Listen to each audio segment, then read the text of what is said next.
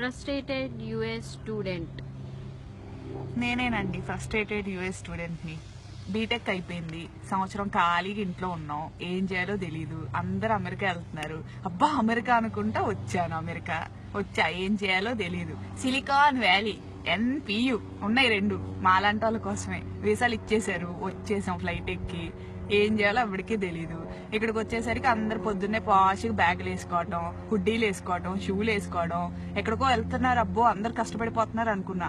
తీరా చూస్తే ఎక్కడికి వాళ్ళు వెళ్ళేది పాకి పనులకి.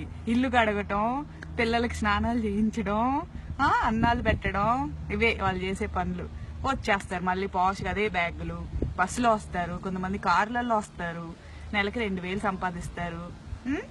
అయిపోయింది, వస్తారు, ఇంటికి వస్తారు, వండుకుంటారు, తింటారు, పడుకుంటారు. ఇక్కడ ఇల్లు చెప్పలేనంత కాస్ట్లీ, ఒక్కొక్కటి 3000 రెంట్. కట్టుకోలేరు, ఏం చేస్తారు, గొర్రెల్లాగా ఒక్కొక్కరు ఒక్కొక్క రూముల్లో 7, ఇల్లు మొత్తం 15 మంది ఉంటారు. సో 300 కట్టుకుంటారు. అంతమంది ఉంటే ఇల్లు క్లీన్ గా ఉంటుందా? ఉండదు. బగ్గులు అంటాయి, అయ్యో కొత్త రకమైన పురుగులు ఇక్కడ వస్తాయి, బగ్గులు వస్తాయి.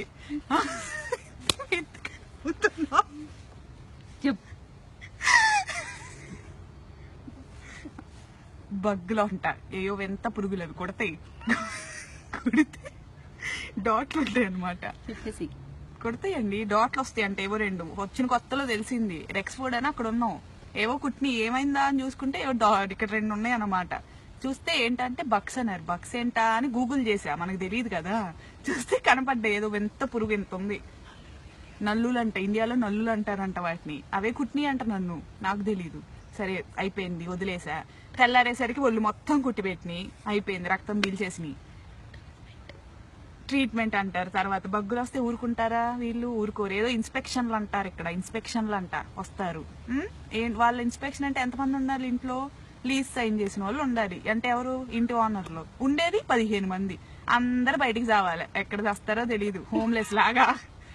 ఇప్పుడు నేను కూర్చున్నా చూడండి, ఇదిగోండి, మాకు ఇన్స్పెక్షన్ ఉంది ఇంట్లో. ఎట్టు వచ్చా, ఇక్కడ ఉన్నా నేను. దాహం వేస్తుంది, మంచినీళ్ళు ఉండవు, ఆకలి వేస్తుంది, తిండుండదు, కార్డులు ఉండవు, అన్ని రూమ్ లో ఉంటాయి. రూమ్ లో పెట్టి వాళ్ళు లాక్ వేసుకొని వెళ్ళిపోయాడు. ఇదిగో ఇప్పుడు ఇక్కడ కూర్చొని ఎండలో చలి కొనుక్కుతున్నా, హుడ్డీ లేదు, మర్చిపోయి వచ్చా.